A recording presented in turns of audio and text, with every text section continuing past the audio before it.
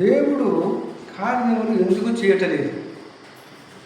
ఈ 3 విషయాలు పలకాలి దేవునికి స్తోత్రం. ఏ విషయాలు? దేవుని మాట వినాలి మొట్టమొదటిగా, రెండవది పలకాలి, మూడవది చెయ్యాలి. ఆయన చిత్తం ప్రకారంగా మనము చేయాలి. ద్వితీయోపదేశకాండము 5వ అధ్యాయము 27వ చూసినట్లయితే, మన దేవుడైన యెహోవా చెప్పినది యావత్తూ వినుము. ముందు చేసి చెప్పేది వినాలి, తర్వాత చేయాలి, తర్వాత ఉన్నట్టుగా చూస్తున్నాం. వినుము, మేము వినిన వాటిని చెప్పితిమి. మేము ఏమైతే విన్నామో వాటి గురించి చెప్తుంది. వినటం వలన విశ్వాసము కలుగుతుంది, వినటం వలన విశ్వాసము కలుగుతుంది. కనుక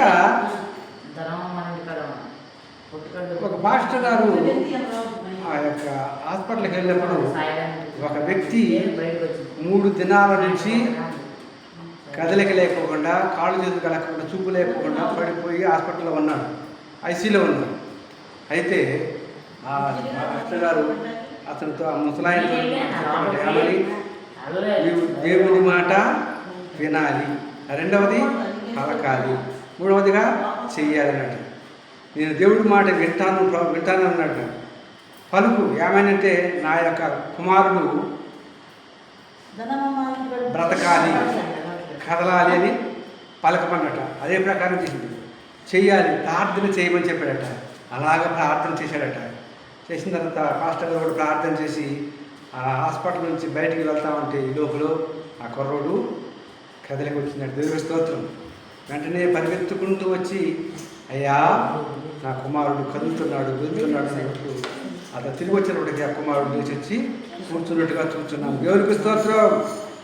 కనుక ఈ లోపంలో మనం దేవుడు ఏదైతే పలుకుతామో అది ఖచ్చితంగా నెరవేర్చబడుతుంది. దేవునికి స్తోత్రం.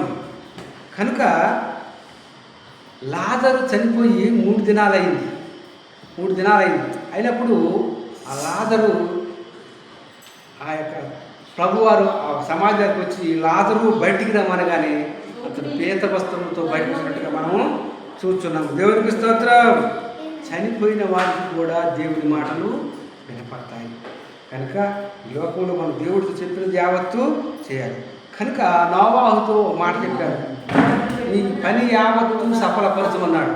ఒక ఓడను తయారు చేసి అందులో ప్రతి జాతి చొప్పున 2 చొప్పున వాటిని నియమించి వాటికి అలన్నీ కట్టి, వాటి తర్వాత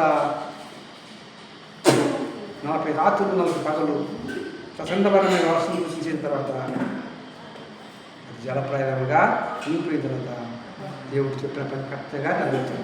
కొద్ది మాటలు ముగిస్తున్నాను. క్రిస్టోఫర్ 8106 శ్యామ సంస్థ చేతిగా కోరుచున్నాను.